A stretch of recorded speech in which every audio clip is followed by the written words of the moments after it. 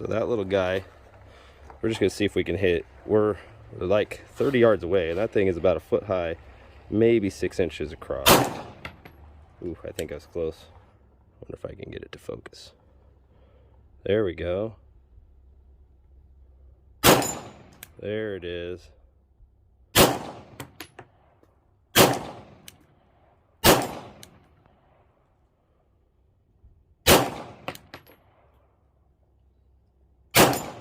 That is a difficult target. Anyway.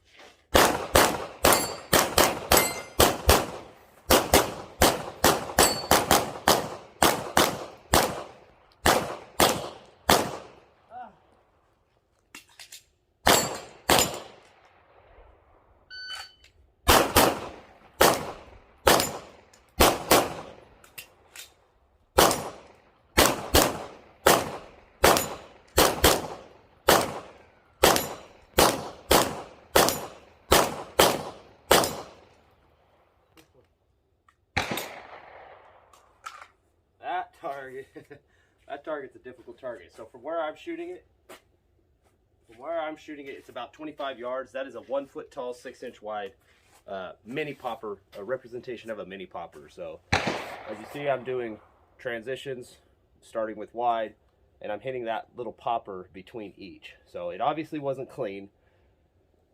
That is the goal, is to shoot it all clean and shoot the targets appropriately for the sight picture that is required to shoot them. Meaning I've got to see what I need to see to get hits, especially on that popper, as well as on these targets as well, because they're all partials except for the two open. And then combine that with the appropriate trigger pull needed, whether it's a prep press or can I get away with a little more like I can on the open targets. I'm allowing myself a little bit more, and definitely still trying to get alpha. But there's no black on it, there's no white on it, so you know, there's no penalty. I'm going to hit paper, so obviously I'm a little bit looser with my trigger prep, more than I am with all the other targets. But varying distances, transitions are in there, and of course that dreaded little tiny popper right there, that makes for a very interesting drill. It kind of makes your mind, you know, you try to go as fast as you can always, but you can't. There's nothing you can do. You have to settle down on that or you will miss it, as you saw, as I did. Got better at the end because I was, what I've got is with the zebras, that's already going to refine my sight picture more because I know what those are. I have to take my time to get those hits, and all I did is, it's the same thing on that. It's a more difficult sight picture, and I'm not allowing myself to rush it at the end because I know those targets are farther. They're 20 yards from where I'm at versus these closer ones. Nothing here is really easy, but nothing is that hard except for towards the end. You just got to be patient. You know, it's just being disciplined with what you're doing with your sight picture and your trigger pull, and that's kind of what this drill is all about. So something to try.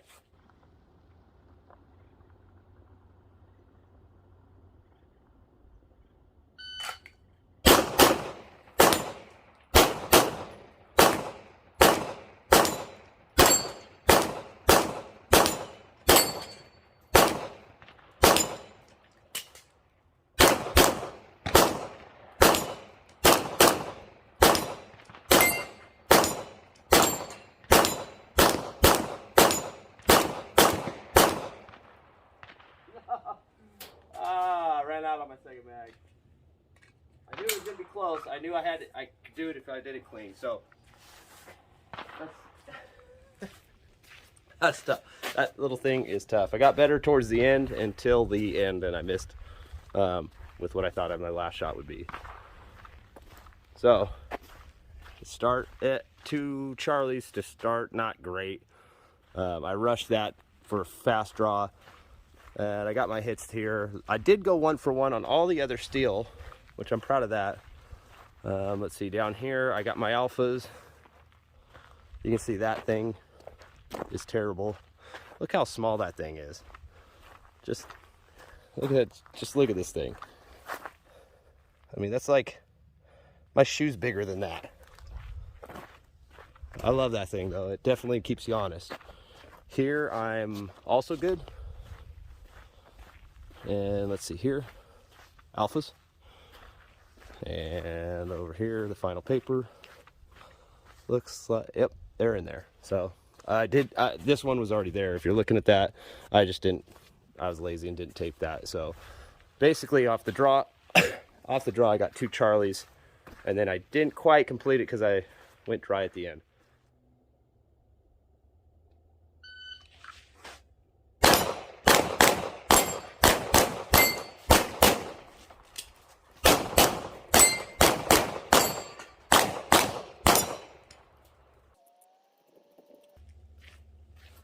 So that's about as good as I could hope for on that steel. It was difficult. I just tried to move.